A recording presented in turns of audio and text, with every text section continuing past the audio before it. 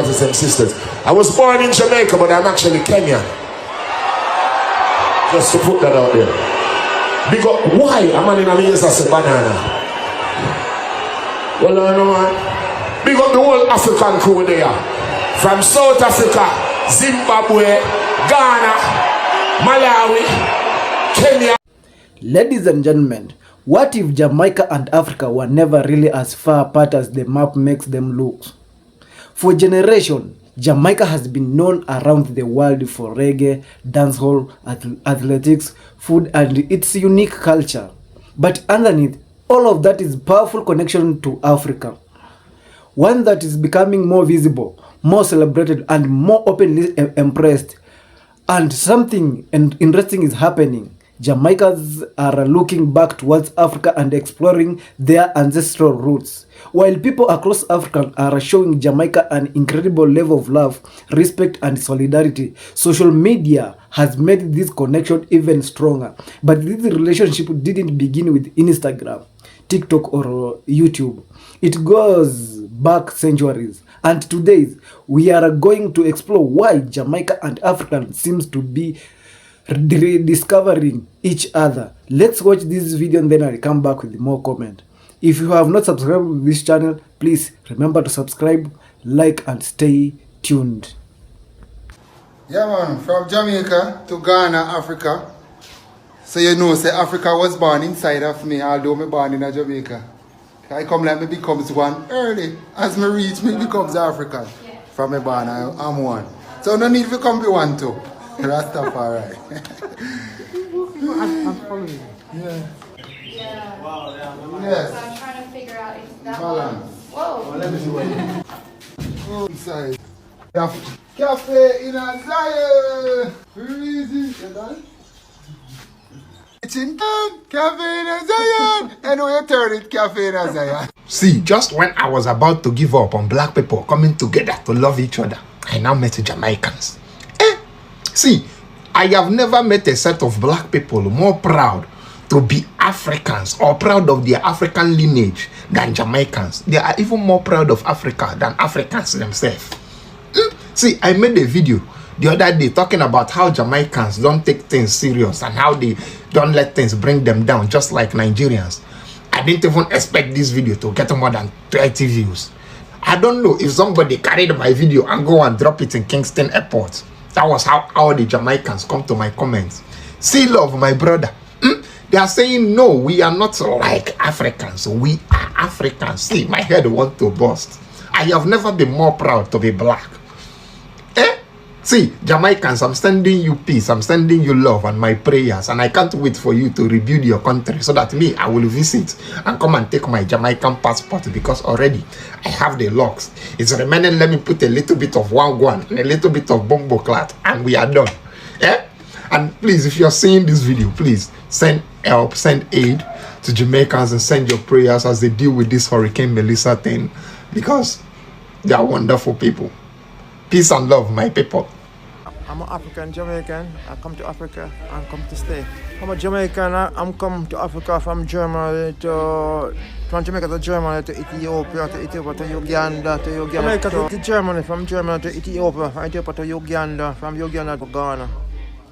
Ghana the gateway to Africa, so people can come on board and see what Africa looks like. Africa is nice.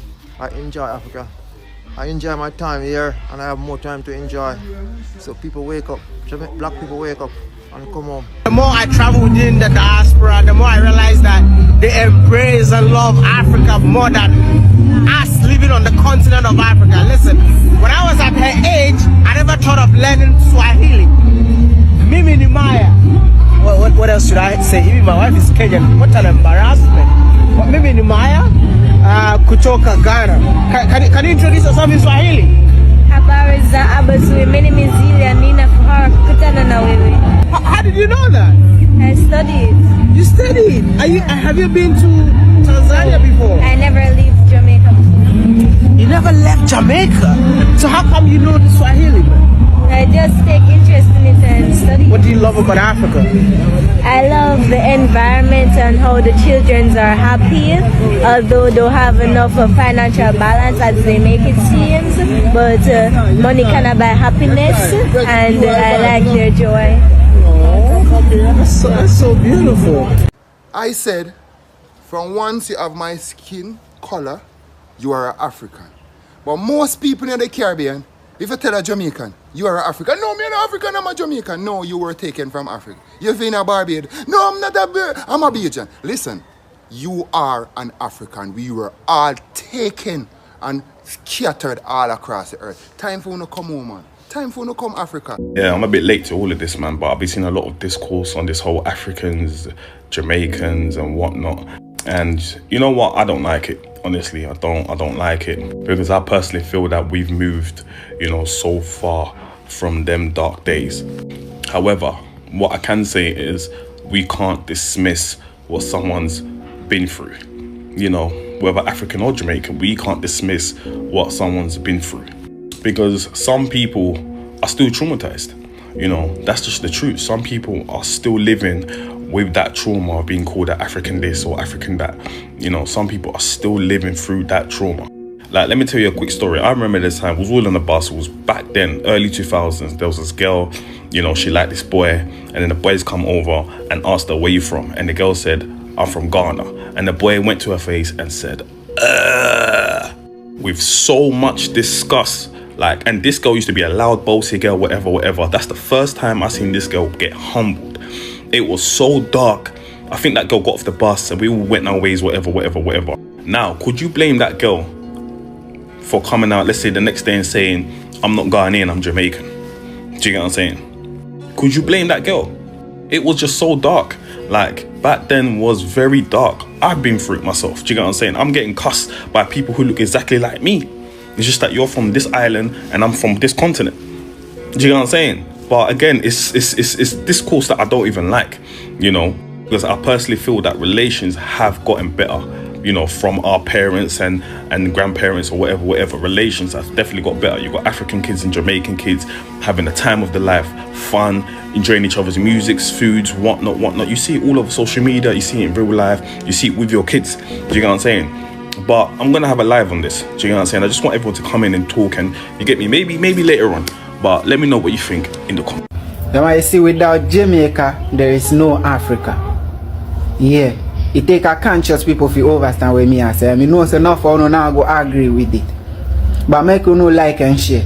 Without Jamaica, there is no Africa. Because you see, we in Africa, we never know for we true self, we never know who we are, we never know what we have, we never value ourselves.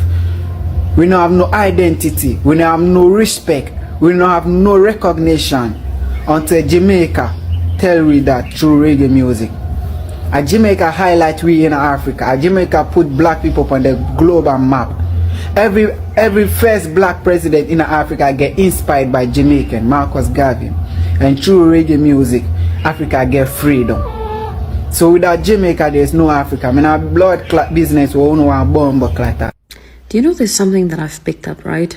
When going through people's comments about Africa, about the development of Africa, about Africans coming together as a collective, about BRICS, etc., and how it will benefit Africa. And there is a specific group of people that consistently, if you go through the comments, are there. And this is me giving them a shout out for constantly and always being supportive of Africa. And these are the Jamaicans. Without fail, under anything positive or anything negative about Africa, you will find Jamaicans supporting Africa, standing up for Africa, and just being part of the conversation and always saying that we are one. So this is me saying thank you. Hey, Kenyans, I just want to give an Africa, period, but Kenyan especially, I want to give y'all a big shout out and a thank you for the support that y'all give to dancehall music in Jamaica, man. You know what I mean? The love is just tremendous. And I guess my way of reciprocating that love is to, spread the Matatu, Matwana culture, You know what I mean? But I mean, I just fell in love with Kenyans, period. But I'm seeing that the streams from Kenya surpass Jamaica for Vibes Cartel. I mean, that's crazy. You know what I mean? That's crazy because Jamaicans love vibes. You see me? So to find out that Kenyans love vibes even more, I mean, it's a bigger population, but at the same time, it's a different country, you know what I mean? And I just want to give y'all my respect. And don't forget, man, I got a little bit of music out there. Y'all show some love.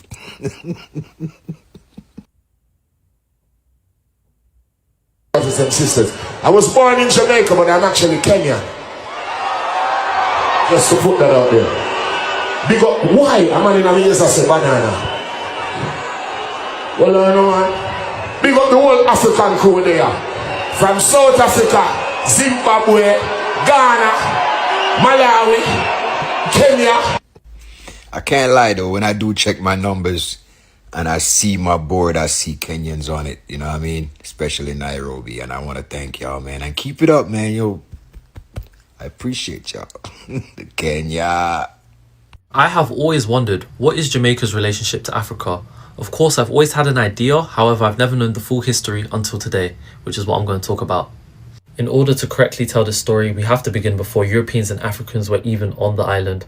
But yeah, Taino people were the first people to inhabit Jamaica and the Caribbeans. These people were indigenous to the land. They were skilled, peaceful farmers and Arawakan speakers. And now there's a very tiny population of them. And this is because Spain arrived and destroyed in 1494 with the infamous Christopher Columbus. If you don't know who this guy is, he was an Italian explorer sponsored by Spain, and he made a voyage and discovered the Americas, and everywhere he went he left devastation and decimation in his path. But yeah, when he reached Jamaica, he took over with Spain, and yeah, many Taino people died from the diseases that they brought with them, violence, forced labor, and just to mention, they did bring a small number of Africans with them. It wasn't until 1655 where we begin to see the formation of the Jamaica that we know today. But yeah, in 1655, the British took Jamaica from Spain and built a plantation economy based around sugar. And they imported a very large number of enslaved Africans, especially from West and Central Africa. Key countries in order was Ghana, Nigeria, Benin, Cameroon, and Congo and Angola. I didn't draw those flags, but yeah, those are the main countries that they imported Africans from. However, Africans in Jamaica did not accept slavery quietly, as many escaped into the mountains, forming maroon communities, and there was many rebellions and many resistances, forming a key part of Jamaican history and identity today. But yeah, slavery ended officially in 1834, but full freedom wasn't gained until 1838 after a harsh apprenticeship period. And even after emancipation, Black Jamaicans still suffered with, poverty, land inequalities, and colonial control. Of course, this is a very rough estimate, varying drastically from person to person, but on average, Jamaicans are genetically 80.3% African, 10% European, and 5.7% East Asian.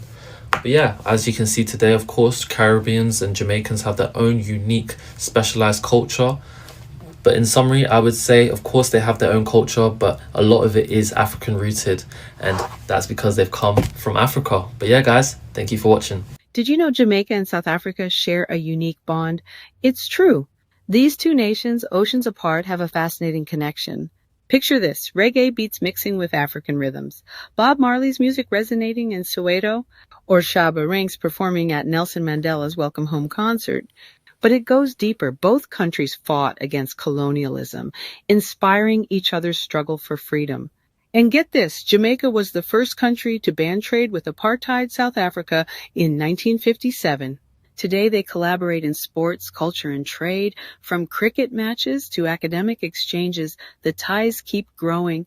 And even beyond South Africa, Jamaica and Jamaican people have held a special place in the hearts and minds of all Africans worldwide, highlighting the unique role this little island has played in fostering African pride and solidarity among all of Africa's scattered children. Why does Jamaican patois sound like West African pidgin? because it literally comes from West African Pidgin. Even though the basis for the vocabulary is English, the grammar comes directly from West Africa. That's why people that can understand Jamaican patois can understand Pidgin. The other day I showed a Pidgin sentence to a Jamaican and they literally read it in a Jamaican accent because they didn't even identify the differences straight away. So you know in English where the verb changes tense, so you say I went or I'm going. In patois and Pidgin, the verb stays the same. So you might say me a go, me di go, or me go go. But the go stays the same. They also don't use verbs to be like is or are. So instead of saying he is big, they say him big. There's no is. Because they don't have verbs to be, they use multiple verbs without connectors. You just say him walk go buy food from the shop. Walk go and buy right next to each other. That also means questions that normally use words like are and is are just changed based on tone. So instead of saying are you going to eat, you just say yeah eat, but you are eat means something completely different just because of the tone. Both patois and Pidgin repeat words to mean a little or a lot, like dege dege or one, like barley barley or cry cry. In Jamaican patois, you see traces of vocabulary from Akan, Igbo, Yoruba, Ewe, Fon. The grammar in Jamaican patois was directly influenced by the slaves that used to speak Pidgin with one another so that they could communicate. They also used English as a base. And then the Jamaican Maroons then brought this same grammar system to Sierra Leone, creating what we call Creole. And that's why the Sierra Leone Creole sounds a lot like Jamaican patois. Hello everyone, my name is Atayanda, coming straight from the motherland. Hello everybody, Yardman and I plate. Boop, boop, boop, boop, boop. Jamaican. Kemai in the building. Today we're going to be talking about superstitions in our country. So AT, she's going to be talking about the superstitions in South Africa. And of course your yardman boy Kemai going to be talking about the superstitions that we have in Jamaica. So stay tuned guys, like, share and subscribe. Boom! Alright guys, so the first superstition pertains to cheating. So this is a superstition that we have in Jamaica. Say a guy is with his friends, right? And all of a sudden he sneezes. One of his friends is going to say, hey, do you need to make a phone call? And the reason is because he sneezed, the assumption is that his girlfriend is cheating on him. So that's it's a crazy superstition, but it's actually one of the superstitions that we do have in Jamaica. AT, what do you got for us? Mine pertains to hair, like the hair off your head. So we have a superstition in South Africa specifically that you should not take your hair, if perhaps you were combing out your hair or you were blow drying your hair or snipping out your hair, you should not throw your hair in a bin or anything that is bin related or trash related. You need to flush it down the toilet. Otherwise you're going to lose your mental. You're going to become retarded and you're going to lose your mental, because in you throwing out your hair is in essence like you throwing out your mind, your mentality, and throwing it to the bin. And so it's okay to just flush your brain? Flush your mind? No. I mean, it's better with the water because the water has a different kind of property. But yes, you should never throw out your hair in the bin because you will go cray cray. Cray cray. Yes. I think we have something that is slightly similar. People comment in the comment section if we do have something similar in Jamaica. We probably do, but I don't know of that superstition. All right, so now this one pertains to ghosts. So if you're out late at night, right, and you're I don't know if it matters if you're the last person that enters the house, but if you're out very late at night and you're going into your house, once you open the door, you have to walk in backwards. Really? Reason being, if you walk through the door like this, the assumption is that the ghost follows you inside the house. So that's something that another superstition that we have in Jamaica. Sounds crazy, but that's something we grew up on especially if you're from the country. Yeah, and how often do you keep up to it? Not very often. Superstition number 2, all the way from Africa. So mine is somewhat similar, well, in a sense, it's around the same concept. But in South Africa, we have a superstition that, well, it's not advised to be sweeping the house in the evening. But if you ever find yourself sweeping the house in the evening, whatever dirt that you gather up, you should not throw it out. You should not even open the door and toss it out, because in a sense that's seen as an exchange. So you throwing out the dirt of the house, which holds the essence of everyone who's in the house, as if you are making an exchange with whatever entities or spirits that might be outside, and it's as if you're giving them the go-ahead, like to come in, like an invitation basically. So you need to keep it up by the door or behind the door, wherever, and do that in the morning when the sun is out and the demons are sleeping. Quite interesting. At night, after say taking a bath, because you know we're from the countryside, so we prepare a bath, like a plastic bath, and we shower with that, we bathe with that, and after you're done, it's advised that you don't throw the water outside. Okay. Because the assumption is that you're going to throw the water and hit an evil spirit. Oh shit. And you don't want to do that. So actually that was something I was terrified of, because I always thought if I threw the water outside, that it would just come right back into my face. Or as we say in Jamaica, Duppy would have boxed you, which means Duppy would slap you. Duppy is a term for a ghost. So yes, that's our third superstition. What's yours? Third superstition, coming all the way from Africa again, we have something that says when there are two people standing and talking to each other and they have a bit of a space or a gap in between and you're trying to pass through, I can say it varies on which part of South Africa. Some parts of South Africa it's regarded as a respectful thing, but in other parts, if I'm not mistaken, it's regarded as it's a superstitious thing, being that it entails some kind of supernatural belief to it. You are not supposed to walk in between two people who are standing and talking, as if you and I were talking like this. You're not supposed to walk in between the people, because it's seen as though, number one, you are interfering in whatever connection it is that they are engaged in at the time. And it also believes that you are somewhat knotting yourself, because in walking through them, you collect the invisible strings of life that are attached to either of them, and in you walking away, you are knotting yourself. You're just carrying, or you're taking something that was never meant to be yours, or you're just tying a knot on yourself. Even with what do you call those things? The posts, the things on the wall, in the road. Guide posts. Like the boards and whatnot. You're not supposed to walk underneath the boards or between anything that's two and conjoined like so, because essentially it's believed that you're knotting yourself up, and that could be knotting your luck, so you don't be getting that shmoney, and just knotting with everything. In Jamaica, if somebody walks between me and a person, we just say you're bright and facey. In Jamaica, if say you and I are talking about somebody, we say we happen to be talking about our lovely camera person, right, Sakuna, and all of a sudden she calls or she shows up. We then say that she's gonna live a very long life. Wow. So that's actually a superstition. Or in our dialect we would say, Sakuna gonna live long, you know. So that's actually something that a superstition that we have. Yeah. Okay. So that's superstition number 4 from Jamaica. AT, what you got for us? Superstition number 4, coming from South Africa. It's believed that you should not sweep someone's feet. Whenever you're sweeping and you happen to sweep over someone's feet, more specifically, you should not do that, because you are diminishing whatever chances of them of getting married. So you find it quite common in South Africa when someone's sweeping, either people will get out your way, or if you accidentally sweep over them, they'll be like, you know, you don't want me to get married, I want to get married, give me back. Because it's like taking away someone's essence, someone's abundance, and you're just sweeping it out. So, yeah. That sounds pretty good. Yeah. Interesting. 5 and final, right? The 5th and final. All right, so this one sounds very crazy. I think this is probably the reason why I left it for last. In Jamaica, right? If a green lizard, you know those big green lizards? Yes. If a green lizard were to fall on a jump, scary stuff, right? Every Jamaican is afraid of a green lizard.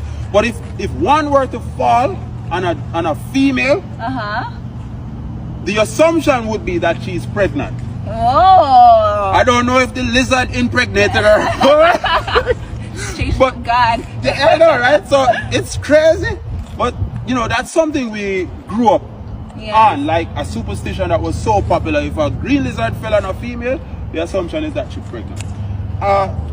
What's your 5th and final? I mean, I'm pretty sure it probably is something crazy, right? I don't know. Actually, you saying this, you've brought up 2 other things in regards to pregnancy, but for us, it's a totally different thing. But anyway, I'll tell you my number 5. My number 5 superstition from South Africa is that you should never jump over a child. If a child happens to be squatted down, or even if it's a grown adult, and you should never jump over someone because then you are hindering their growth. They say that they'll never grow again. 80, I don't mean to cut you. That's strange. In Jamaica, that is something that is one superstition. You know, it is actually really crazy. My camera person is very excited now that I'm displaying Jamaicanness. Yes. But it's crazy that we are so connected. I mean, we are Africans from the shores of Africa. There are Jamaicans who sadly deny their African connections, which is crazy. But we're not going to speak on that. But there is obviously some amount of connection because our superstitions, though somewhat different, they're very much still similar. Yes. And you know, it is so exciting to know that we just speak different languages, but we are still one, you know? That's true. That is really, really exciting. But yeah. Guys, thank you so much for watching. It was an amazing video. Stay tuned for more. AT flew in from South Africa. Yes. Please, we want this one to go viral, so share, like, and subscribe. And I'm flying in from Jamaica. Bop, bop, bop, bop, bop. To understand the relationship between Jamaica and Africa, we have to understand history. During the transatlantic slave trade, millions of Africans were forcibly transported across the Atlantic, and Jamaica became one of the major destinations in the Caribbean. People brought to Jamaica came from different parts of the West and Central Africa, including regions that are now associated with countries such as Ghana and Nigeria. They arrived under horrific circumstances, separated from their families, communities, and homelands. But something important survived. Culture survived. Language survived. Food survived. Then music survived. Spiritual tradition survived. And generation later, those African influences became part of what we are now recognized as Jamaican culture. You can hear it in Jamaican patois. You can taste it in Jamaican food. You can see it in traditional practices and expression. You can feel it in rhythms and that eventually helped Jamaican influence the entire world. So, while colonial history attempted to disconnect enslaved Africans from their origin, their descendants continued carrying pieces of African forward. One of the most fascinating things about Jamaican culture is how African influences remained present, even when people weren't always consciously talking about it. Think about Jamaican food. Think about rice and peas, kalalu, okra, yams, plantains, and countless other dishes and incredible ingredients that reflect African culinary tradition. Then there is language. Jamaican patois developed through a complicated mixture of English, African language, and other influences. And then there is music. This is where the connection became even more powerful. Jamaica didn't simply create music for Jamaican. It created music that became a global language. Reggae and dancehall have played a massive role in connecting Jamaica with Africa. Reggae in particular carried a message about freedom, justice, oppression, spirituality, identity, and African consciousness. Artists such as Bob Marley helped introduce these ideas to audiences across Africa and around the world. For many Africans, Jamaican reggae wasn't simply entertainment. It represented something deeper. It sounded like resistance. It sounded like freedom. It sounded like people refusing to forget where they came from. And this connection wasn't accidental. Figures like Marcus Garvey played an important role in shaping ideas about black pride, African identity, self-determination, and the global unity of people of African descent. Garvey was Jamaican, but his message reached far beyond Jamaica. Then came the Rastafari movement, which placed Ethiopia at the center of its spiritual and symbolic worldview. Suddenly, Africa wasn't simply an ancestral homeland somewhere across the ocean. It became part of Jamaican spiritual imagination, and that helped create a bridge between the Caribbean island and the African continent. But the connection isn't only about a major historical movement. Sometimes it is found in the small things. One fascinating part of the cultural exchange is the similarity between Jamaica and African superstition and traditional beliefs. For example, different communities across Africa and Jamaica have developed beliefs surrounding certain animal, nighttime activity, particular behavior, and things believed to bring good or bad luck. Obviously, not every Jamaica believes is African, and African cultures themselves are incredibly diverse. But when people compare tradition, they sometimes discover surprising similarities, and that is what makes this conversation so interesting. Someone might grow up thousands of miles away in South Africa, while another person grow up in Jamaica, yet both may have had remarkably similar warning from their parents or grandparents. Don't do this at night. Don't do this at the day. Don't say that. Don't behave a certain way around a particular situation. And suddenly, what seems like completely different culture don't seem quite so different anymore. But perhaps the biggest change in the Jamaican-African relationship is happening right now, and the reason is simple: social media. For much of history, African and Caribbean people learned about each other through books, television, newspaper, music, or other forms of traditional media. That meant someone else often controlled the story. Today, that's different. A Jamaican can open TikTok and watch a Nigerian creator. A Kenyan can watch a Jamaican creator. A South African can interact directly with someone from Kingston. A Ghanaian can discover Jamaican history from Jamaican voice themselves. And Jamaican can hear Africans talking about Jamaican without the conversation being filtered through outsiders. That is incredibly powerful. People are discovering that the stereotypes they have heard about each other aren't always accurate. They are discovering humors. They are discovering similarities. They are discovering differences. And most importantly, they are developing friendship. A comment section can turn into a conversation. A conversation can become a friendship. And a friendship can create a completely different understanding of another culture. Perhaps that is why we are seeing a culture renaissance.